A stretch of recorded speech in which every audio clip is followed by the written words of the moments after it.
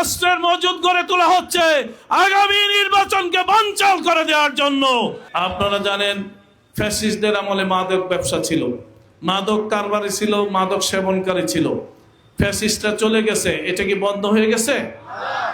আমি যেখানে দাঁড়িয়েছি এখান থেকে এই যে বাম দিকে কয়েকবার মাদক ব্যবসায়ীদেরকে, মাদক কারবারিদেরকে ধরার জন্য অভিযান পরিচালনা করা হয়েছে। আমাদের পলাশের মধ্যে এই জায়গাটা, খালিশারটেক সহ এই জায়গাটাকে মাদকদের রাজধানী বলা হয়, অথচ আমার সামনে পুলিশ ফাঁড়ি আছে। এই পুলিশ ফাঁড়ি প্রশাসন, এখানে দিব্যলোকে সবকিছু হচ্ছে প্রশাসনের সামনে, কিন্তু মাদক কারবারিদেরকে ধরে না। আমরা যখন জিজ্ঞাসা করি আপনারা ধরেন না কেন, ধরে না এই কারণে যারা মাদক ব্যবসার সাথে জড়িত, এক সময় ফ্যাসিস্ট এই মাদক ব্যবসা করত, এখন তাদের রেখে যাওয়া এই ব্যবসা একটি দলের নেতাকর্মীরা করে বেড়াচ্ছে। অভিযোগ আছে এই মাদক কারবারের সাথে প্রশাসনের লোকজন জড়িত। এই অভিযোগ জনগণের মধ্যে আজকে প্রবলভাবে রয়েছে এবং জনগণ বিশ্বাস করে প্রশাসনকে বখরা দেওয়া ছাড়া এই মাদক ব্যবসায়ীরা এইভাবে ওপেন চলাফেরা করতে পারে না।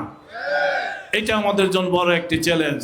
যুব এবং তরুণ সমাজ এবং এই জাতিকে ধ্বংস করে দেওয়া হচ্ছে। এই জাতিকে কর্মক্ষমতা হারিয়ে তাদেরকে আগামীর অর্থনীতিতে তারা জানে কোনো ভূমিকা রাখতে না পারে, সেটা এখানে করা হচ্ছে। আজকে আমাদের চ্যালেঞ্জ যে আপনারা দেখেছেন এই পলাশে অনেকগুলো ভিডিও ভাইরাল হয়েছে, যে ভিডিওতে তারা বলা হয়েছে যে ওপেন এত লক্ষ টাকার অস্ত্র তাদের কাছে আগেই ছিল, নতুন করে আরো এত লক্ষ টাকার অস্ত্র কেনা হয়েছে। আপনারা দেখেছেন না? আপনার কি শুনেছেন এই পলাশ থেকে কোনো অস্ত্র উদ্ধার করা হয়েছে? অস্ত্র উদ্ধার তো হয়নি। আমাদের কাছে খবর আসছে প্রতিনিয়ত আরো অস্ত্রের মজুদ গড়ে তোলা হচ্ছে। এই অস্ত্রের মজুদ গড়ে তোলা হচ্ছে আগামী নির্বাচনকে বানচাল করে দেওয়ার জন্য। আমরা মনে করি প্রশাসন তার নিষ্ক্রিয়তার কারণে জনগণের জন্য মধ্যে আজকে যে আতঙ্ক বিরাজ করছে, প্রশাসনকে এই আতঙ্ক সক্রিয় হয়ে তৈরি করতে হবে, এটাই আমাদের দাবি। আমরা মনে করি প্রশাসন যদি এই অস্ত্র উদ্ধার করতে না পারে, তাহলে আগামীতে আমার এই জনপদ একটি আতঙ্কজনক জনপদ, আন্ডারওয়ার্ল্ড গরম হয়ে যাবে এবং আগামী নির্বাচনকে কাজে লাগানোর জন্য যে সমস্ত মজুদ রয়েছে এগুলিকে ব্যবহার করা হবে এবং খুনোখুনি করবে, এটাই এই দেশের মানুষ বিশ্বাস করে। এগুলো আমাদের জন্য বড় চ্যালেঞ্জ। এই জনপদ দাঁড়িপাল্লার জন্য প্রস্তুত হয়ে আছে। মানুষের মধ্যে কিছু ভয়ভীতিও আছে। আপনাদেরকে বলতে চাই, ভয়ভীতির যোগ আমরা 24-এ খেয়ে এসে পড়ছি। নতুন করে কেউ যদি ভয় দেখাতে আসে, হুমকি দিতে আসে, আপনার জন্য আতঙ্ক হয়ে সামনে আসে, আমরা তাকে ছেড়ে দেব না ইনশাআল্লাহ। কারণ ভয়ভীতিকে আমরা ভয় পাইলে রাজনীতিতে আসতাম না। ফ্যাসিস্টদের সাথে 16 বছর লড়াই করে এই ময়দানে টিকে থেকে আজকে আমজাদ হয়েছি, কাশেম হয়েছি।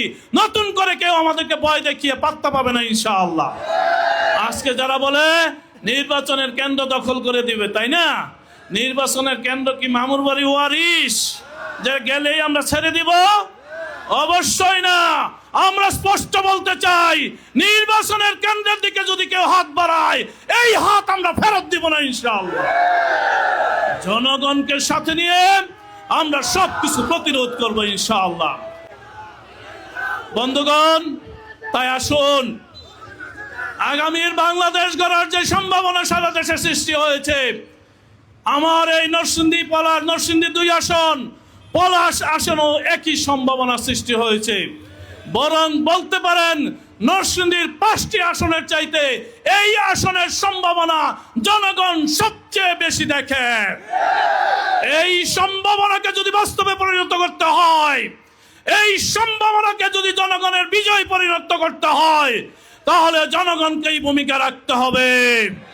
জনগণ যদি দাঁড়িয়ে যায়, জনগণ যদি দায়িত্ব পালনে এগিয়ে আসে, তাহলে ডাকাতরা পালায়, দুর্বৃত্তরা পালায়, অমানুষরা পালিয়ে যেতে বাধ্য হয়।